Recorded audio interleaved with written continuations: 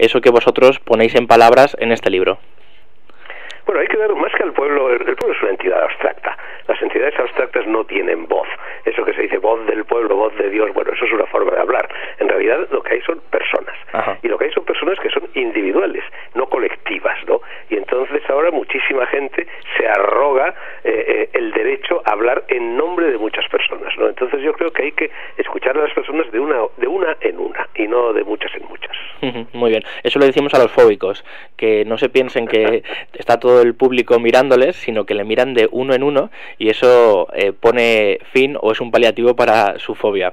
De acuerdo. Oye, Fernando, ¿cómo surge esta idea? ¿Ponéis la grabadora y charláis y os seleccionáis los temas? En realidad bueno, ya sabes que es una coedición entre la editorial Planeta y la editorial Altera, y fue el director de la editorial Altera, Javier Ruiz Portella, el que tuvo la idea. Es buen amigo tanto de Albert Boadella como mío, y entonces nos invitó a comer y nos propuso en el curso de esa comida que hiciéramos este libro. Nosotros nos pareció bien, aceptamos la idea y posteriormente se cruzó, por así decir, la editorial Planeta, que en realidad es mi editorial.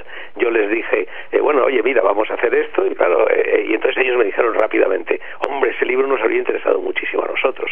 Y yo dije, bueno, llegáis tarde, porque la idea no ha sido mía, no ha sido de Boadella, ha sido de otro editor, y naturalmente, aunque el contrato en aquel momento no estaba firmado, les dije, hombre, yo por cuestiones, digamos, de honor, no voy ahora a birlarle la idea a Javier Ruiz Portella, así que lo que os sugiero, si os parece bien, es que lleguéis a un acuerdo de coedición. Y efectivamente se pusieron de acuerdo los editores y nos pusimos en marcha todos. Nos fuimos en primer lugar, estoy hablando del mes de marzo pasado, febrero-marzo, nos fuimos en primer lugar a la casa donde yo vivo, en el pueblo soriano de Castilfrío.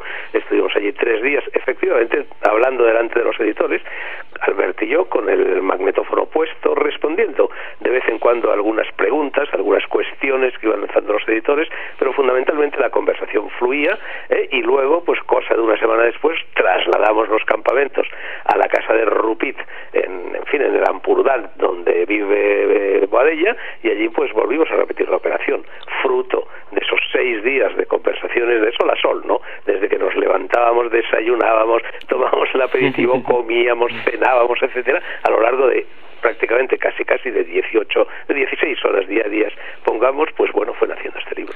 Qué placentero suena esas conversaciones. Sí, porque bebíamos buen vino, comíamos buenas cosas, había una atmósfera de amistad, ¿no? De sentido del humor. Sí, fue muy extremadamente agradable, la verdad. ¿Era de forma espontánea o había temas que queríais tocar de antemano y llevabais alguna temática, o asociación libre y conversación fluida?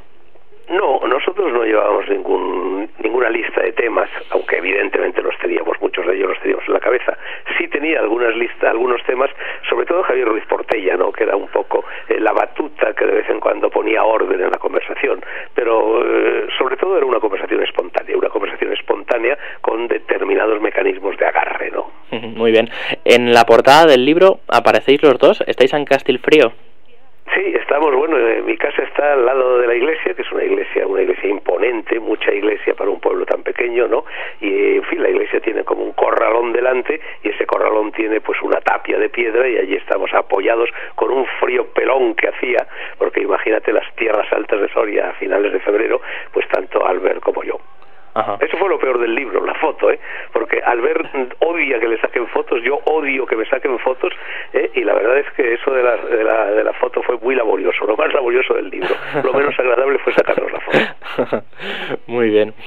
Pues en la primera parte, Nuestro mundo, sus usos, costumbres y extravíos, habláis sobre la educación, sobre la tiranía de los hijos sobre los padres, y decís que hay una sociedad de niños mimados. De esto comentas que la responsabilidad es del cristianismo. Quizás en la cultura oriental no sea así. No, vamos a ver, no mezclemos las cosas. Bueno, por una parte, no solo niños mimados, sí que es cierto, sino ahora, no sé, un niño se hace una herida en la rodilla y llaman a una ambulancia, vamos. Pero no solo niños mimados, sino lo que es infinitamente peor, niños o jóvenes viejos. Ajá. Hoy el ideal de los chicos jóvenes es ser funcionarios, ganar unas oposiciones, tener un sueldo fijo, comprarse una casa, hipotecarse, y luego, antes de haber terminado la primera hipoteca, comprar una segunda residencia y prácticamente pues haberse convertido en esclavos de la hipoteca para el resto de sus días. Bueno, esos son ideales de personas viejas, no de personas jóvenes.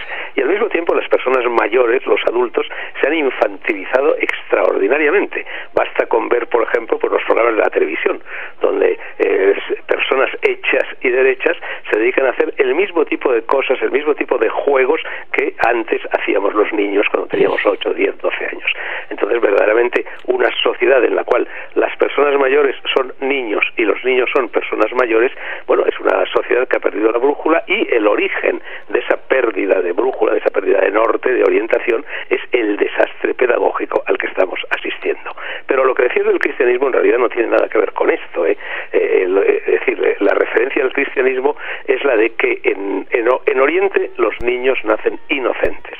Es decir, no hay en ellos un sentimiento de culpa, y por ello son mucho más libres, porque nada encadena más al ser humano que el sentimiento de culpa.